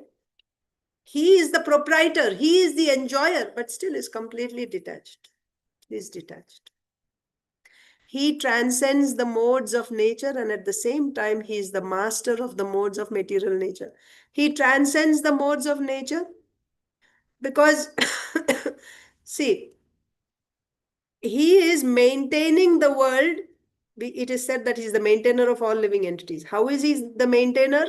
He's maintaining with the mode of goodness. So we know three Gunavatars. There is Lord Brahma, Lord Shiva, Lord Vishnu. Lord Brahma is creating with the mode of passion. Lord Shiva is destroying with the mode of ignorance. Lord Vishnu is maintaining with the mode of goodness. However, there is a difference. Lord Brahma and Lord Shiva, so these are three modes. Goodness, passion, and ignorance are three modes. Three modes, this is the external energy. Yes, external energy is nothing but the three modes of material nature: goodness, passion, and ignorance. But what type of relation do these three deities have with this external energy?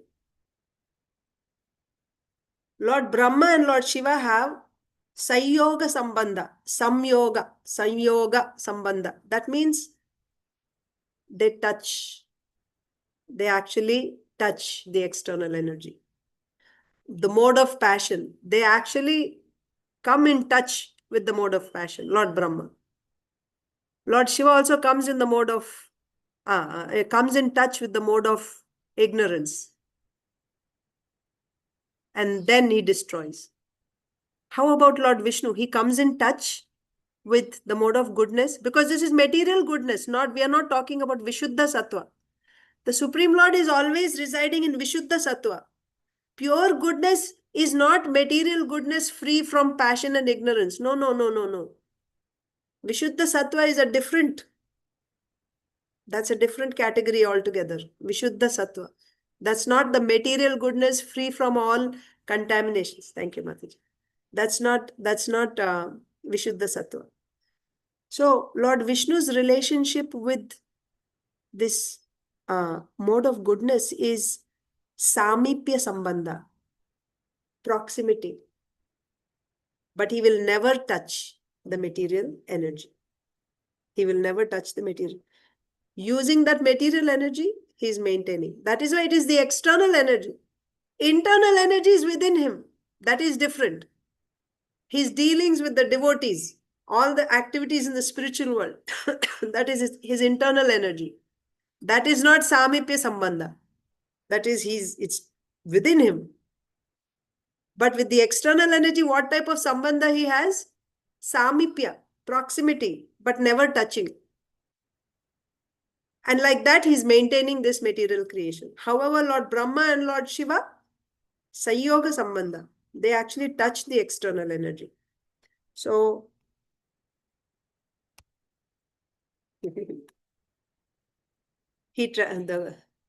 Koyal is saying, speaking. He transcends the modes of nature, and at the same time, he is the master of all the modes of material nature.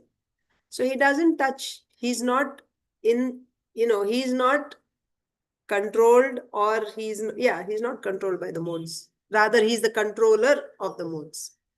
Like that. Okay. So we did read the purport the other day.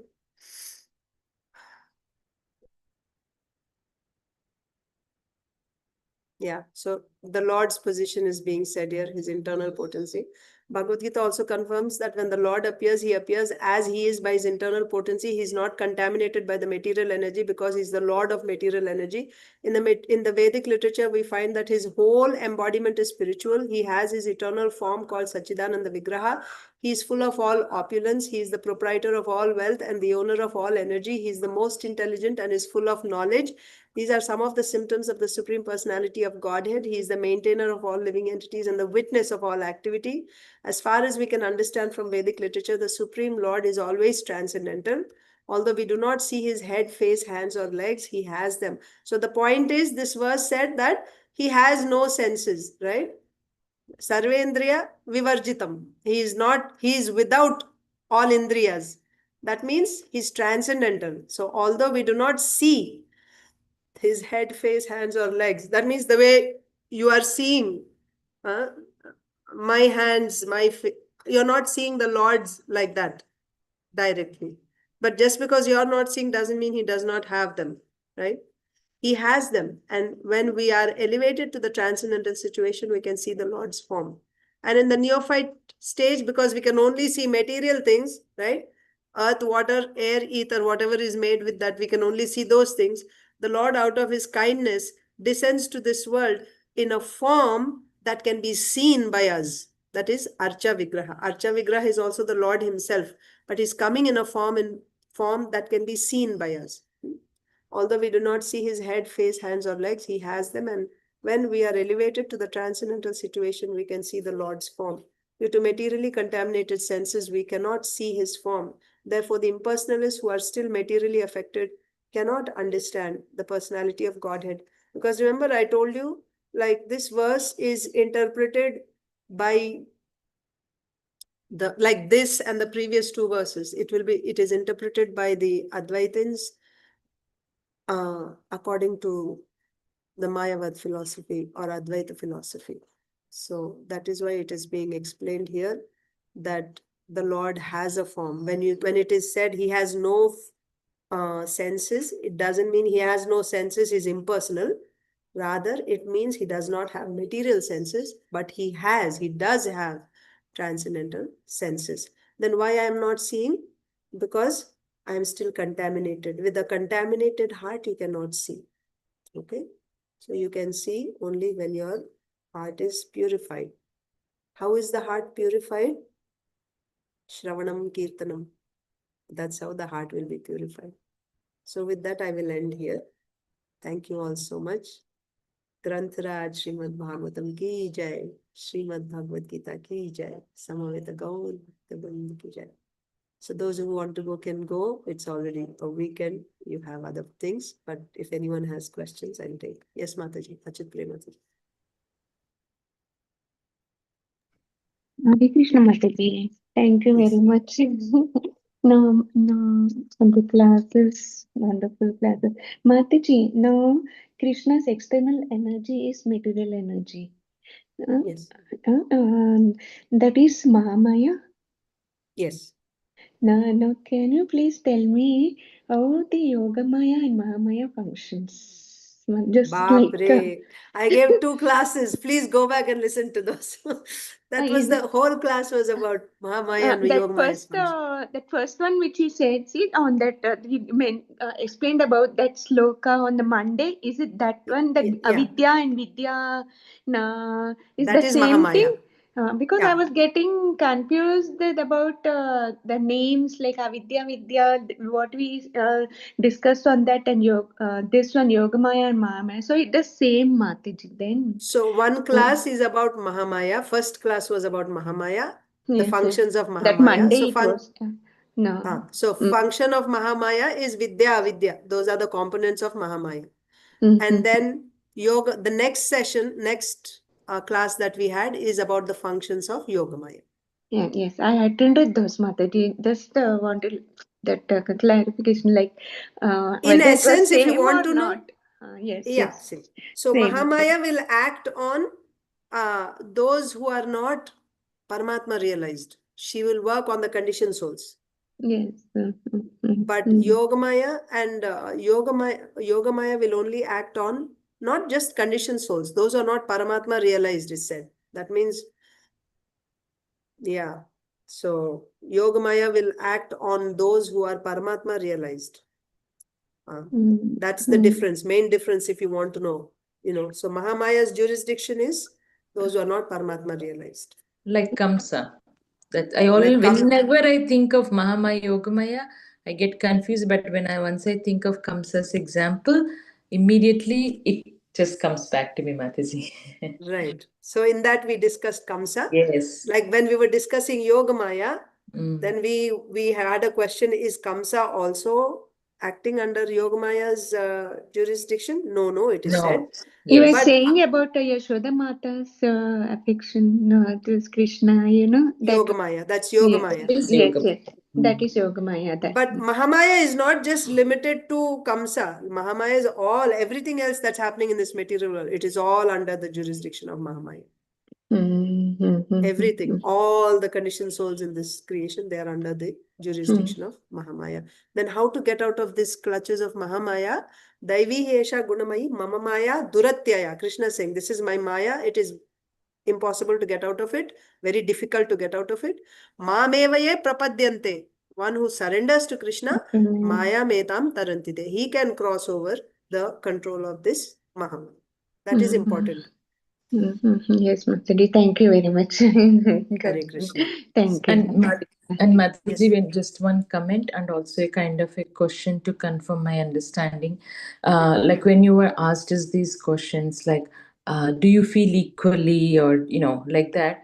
Whenever I get that confusion in my mind, I think, see, if anyone goes to Guru Maharaj, right? Any Guru Maharaj, how for them, everybody is equal in the sense they always think, oh, this person has not been able to do or they did some mistake, whatever.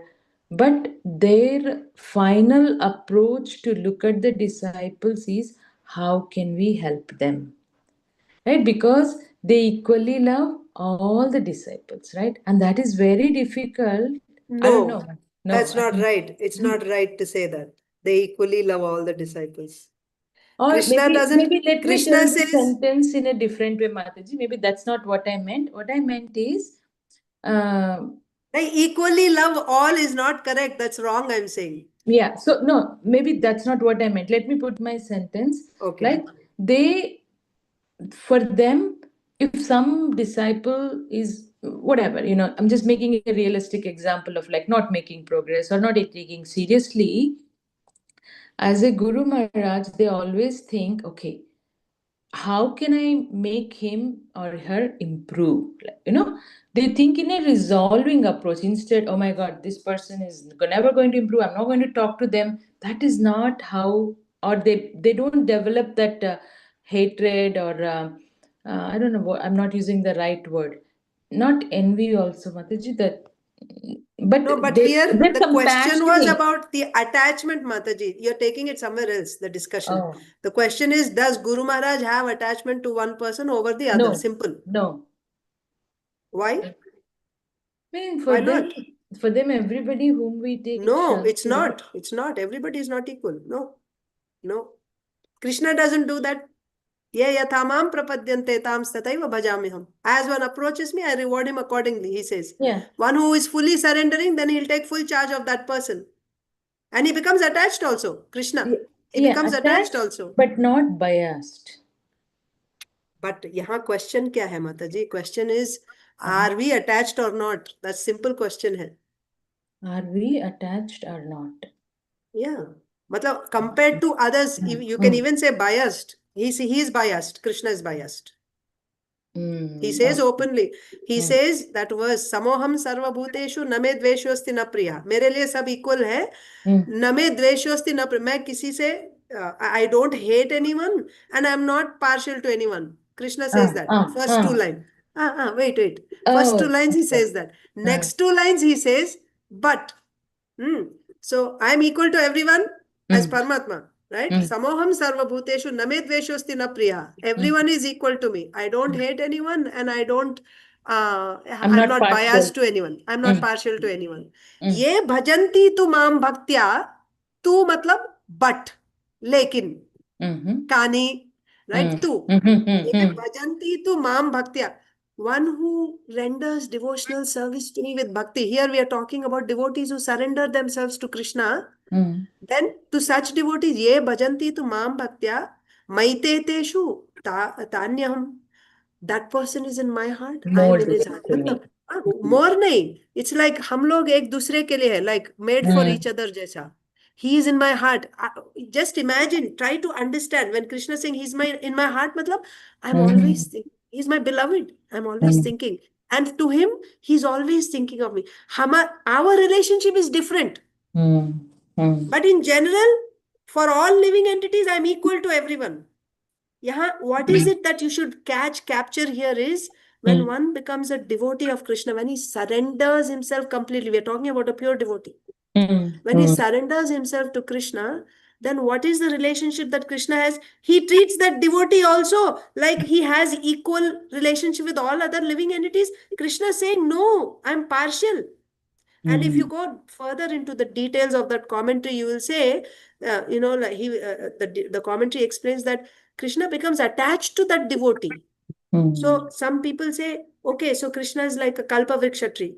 Kalpavriksha, when the first two lines, I'm equal to everyone.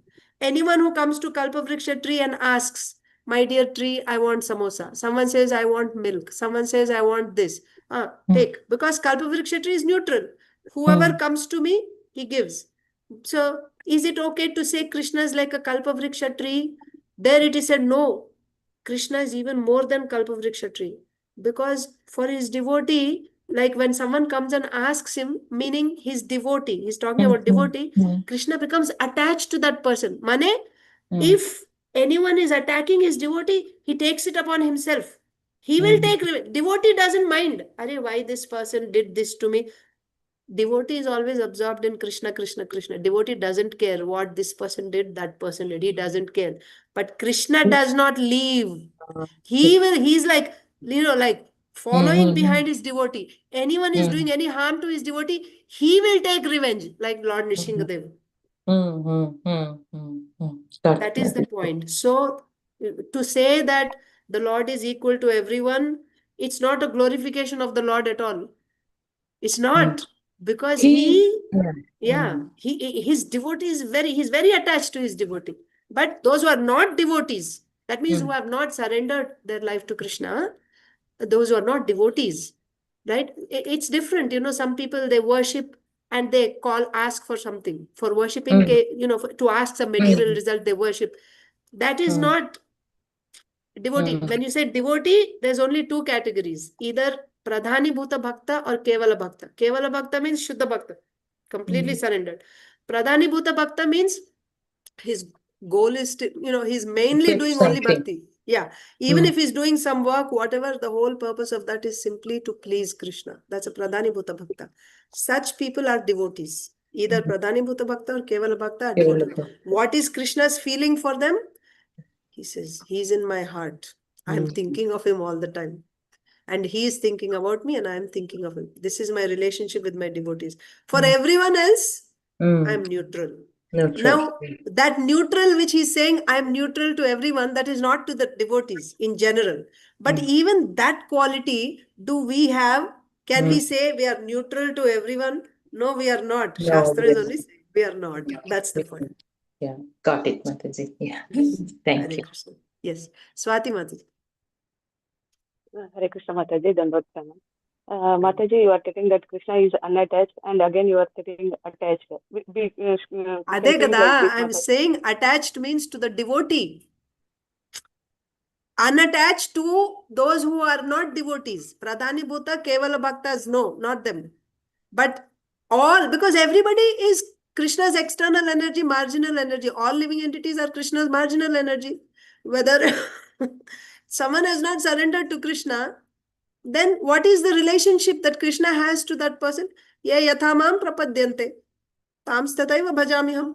If he is a Mayavadi philosopher, then he will get that type of, according to your work, already the conditions are made.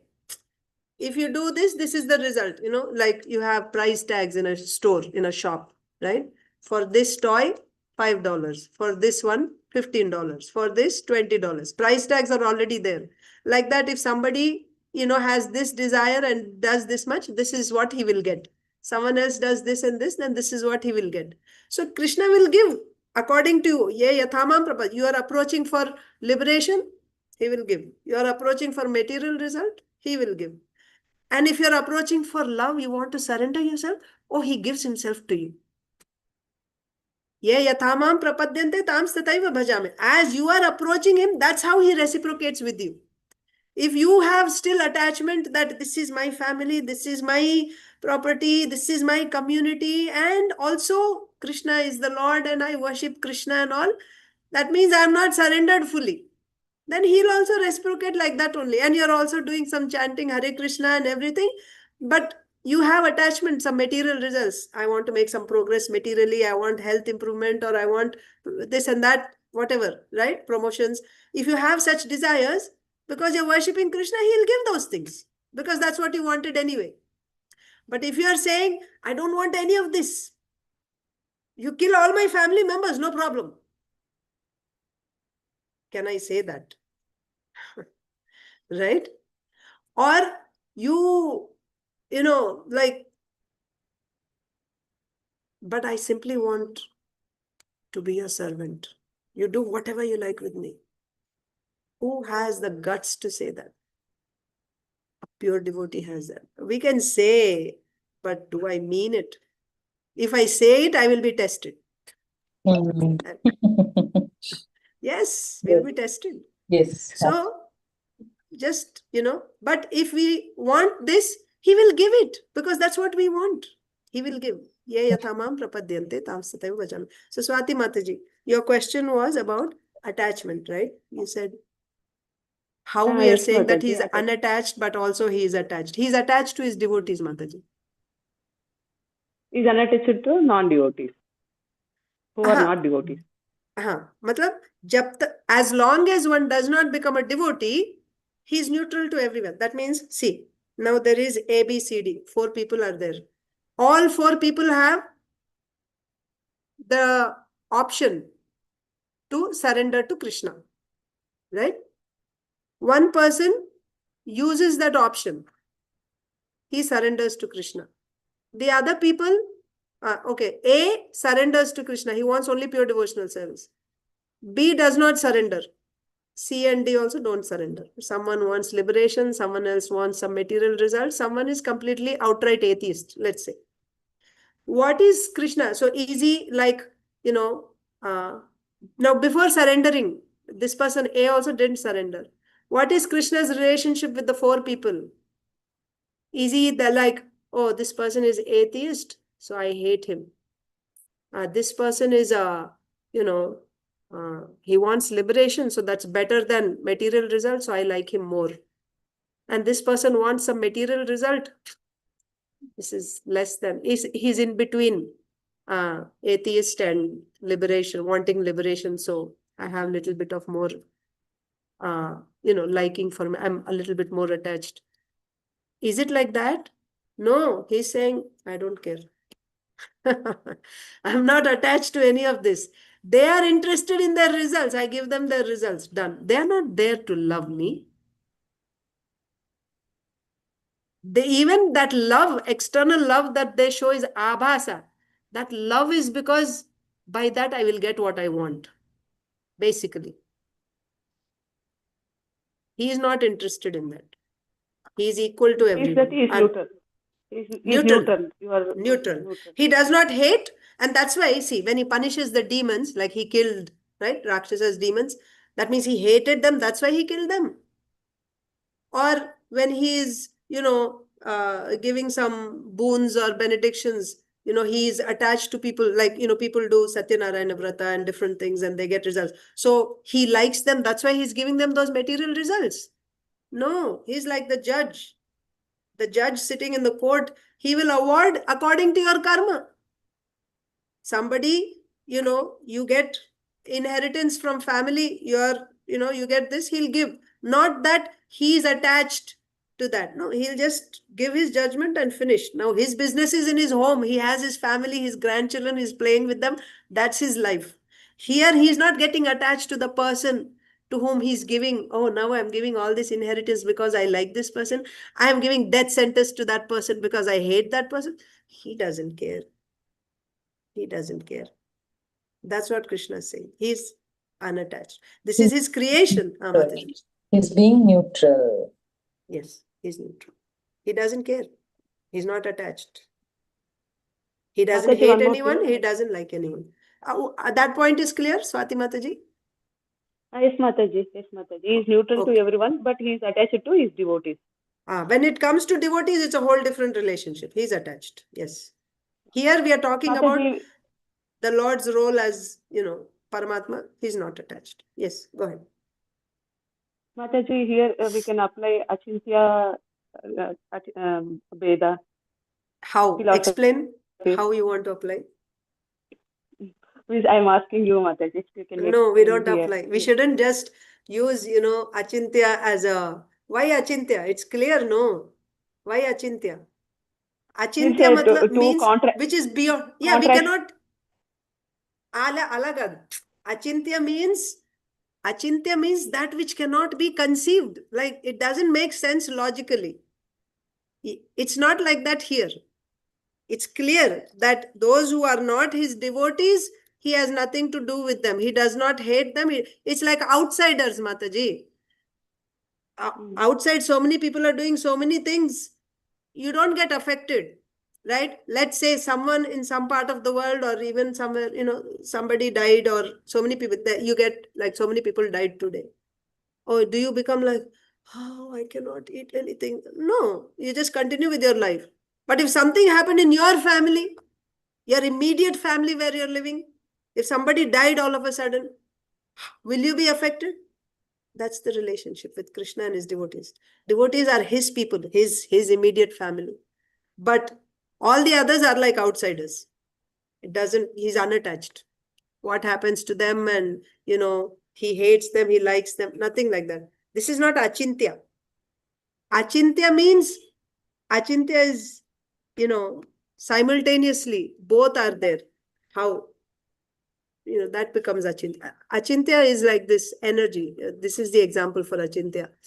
Shakti and Shaktiman are one and they're not one. This is Achintya. Achintya means two opposites are there at the same time. And it cannot be explained through logic. How both opposites are there at the same time. It's not possible. For example, Kṛṣṇa's energy. Any energy. Let's take external energy. External energy and Kṛṣṇa, because Kṛṣṇa is the energetic and energy. Shakti and Shaktiman have a relationship. What is that relationship? Bheda and Abheda. Bheda means both are different. And Abheda means they are not different. They are one. Bheda, Bheda. Bheda and Abheda. How do you explain this? He's Bheda and he's also Abheda. How? This is Achintya. Achintya Bheda Abheda relationship. This is Kṛṣṇa's relationship with his energies, like that. The energy is same as the Lord, but the energy is also separate from the Lord. Now, further, if you want to explain, then, how is it different and how is it not different? It is not different because it cannot exist independently. On its own, it cannot exist. Its very existence is rooted in the Lord. So it is not different. Like shadow, right? Sun and shadow. If there is no sun, there is no light. Can there be shadow? There cannot be shadow. But at the same time, wherever there is light, in light, do you see shadow in the light? No. Shadow will be behind the light. Right? So that means shadow cannot exist in light, but at the same time, shadow cannot have its existence if there is no light. It is always there in the back of the light. Right? So like that, this external energy cannot exist without the Lord, but at the same time, it is not in the Lord. Wherever the Lord is there, the external energy cannot be there. It's there behind him as shadow. So the point is, the external energy is non-different from the Lord because it cannot exist without the Lord. In that sense, it is abheda. But it is also bheda, it is different. It is different because the Lord never touches, it's outside of the Lord's swarupa. So it is different also. How are you saying that it is different and it is non-different? This is achintya.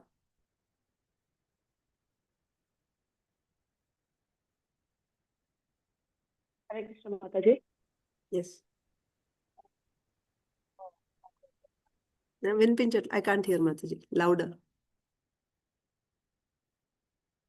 I can't hear. If you're saying something, I'm not able to hear.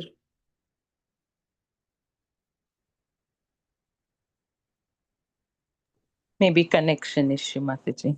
Yeah, probably. Even we are not able to hear, not just you. Yeah. Okay, yes.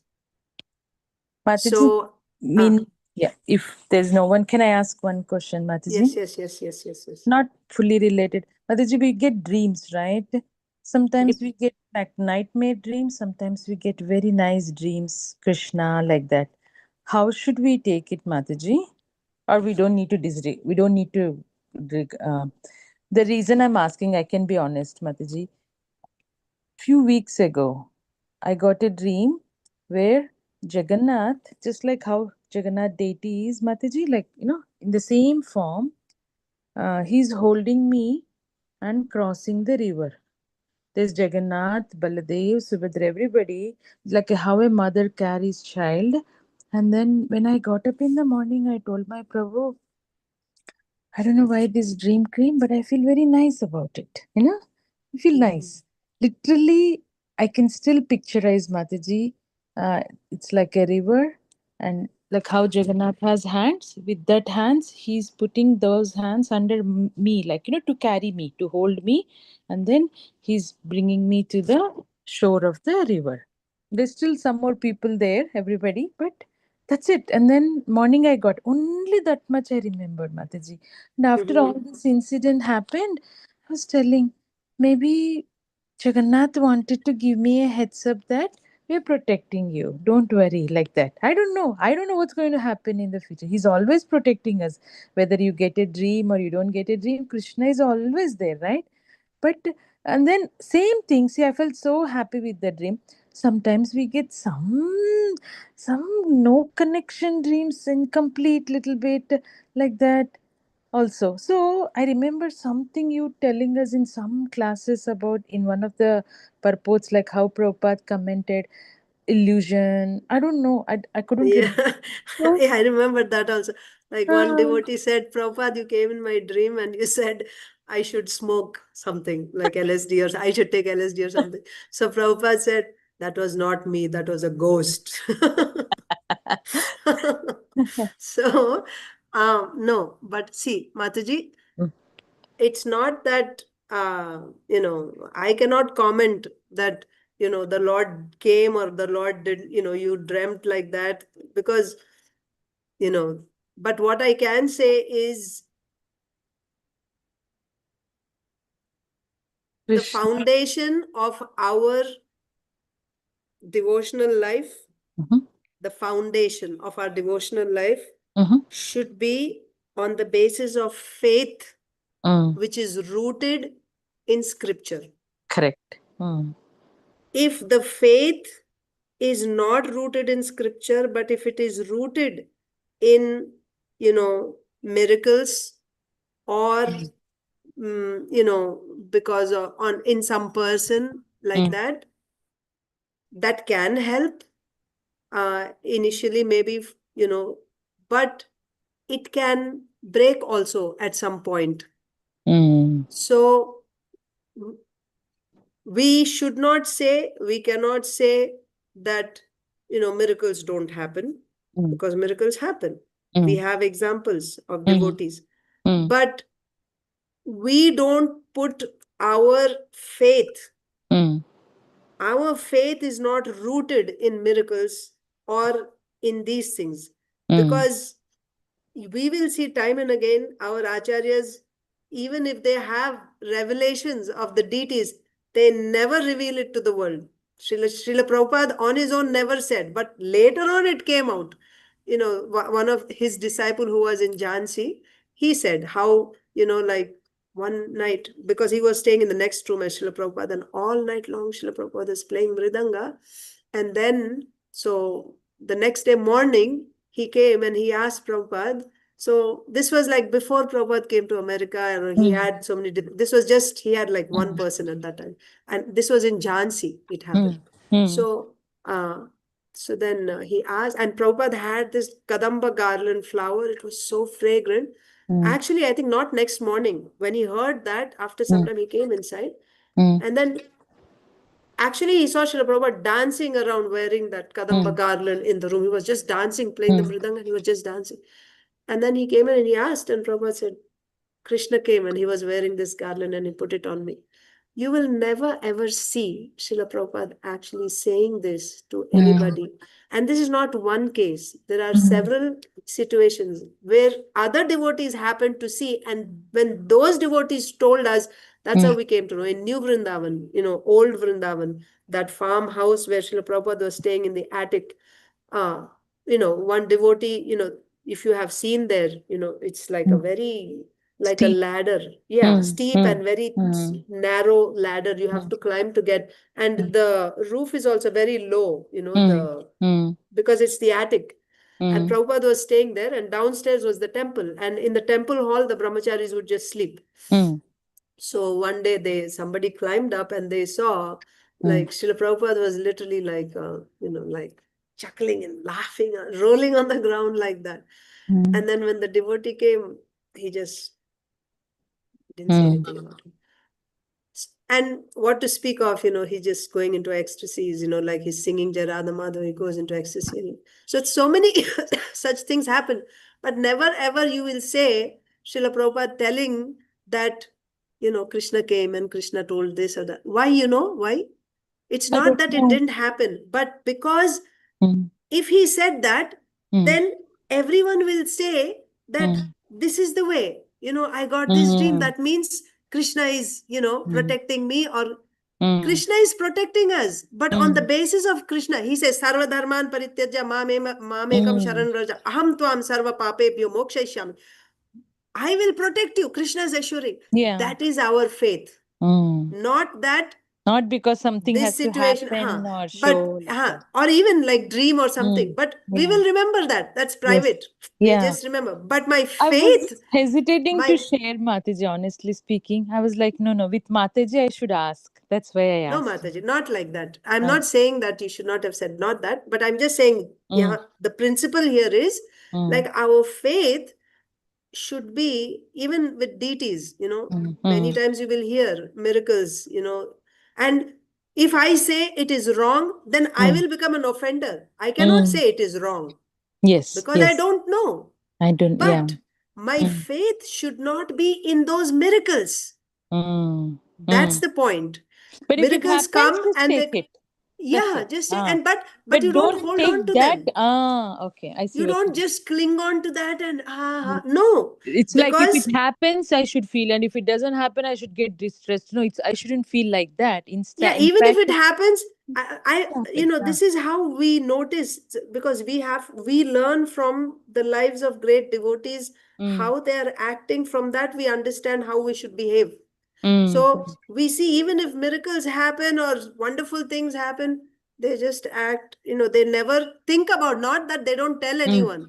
The thing is, they don't take it, it's like, I'm standing in front of the deity and the flower of the Lord fell down. Everyone else is watching, but I don't care about it. Okay, not that I don't care. I feel grateful. I'm not talking about myself. I'm talking about that devotee, that great devotee. So if something like that happened, he will feel happy, but it's not like he's just holding on.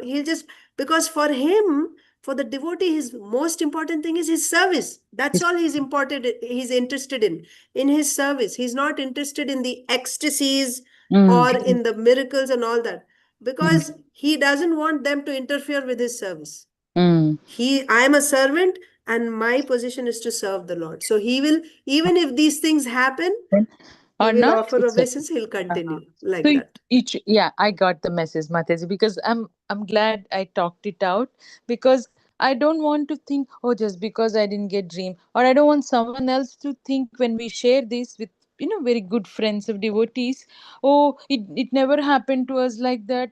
Like how people can happen. That's why you shouldn't speak, because the thing is, different people will think differently, and yes, it can become an offense or whatever. So I don't know. That's why I'm saying don't talk about these things. Yeah. Even if it happened, like just observe and then just keep it here. Maybe. But in general, because you never know how everyone would take it. For example, I think you remembered my voice message when my father-in-law left his body, when my Prabhu was praying. You remember, Mataji? Mataji, 1 second. I think I will end the live stream, because this is, 1 second. Huh? And then I can take if there's any more questions. 1 second. How do I end the live stream? 1 second.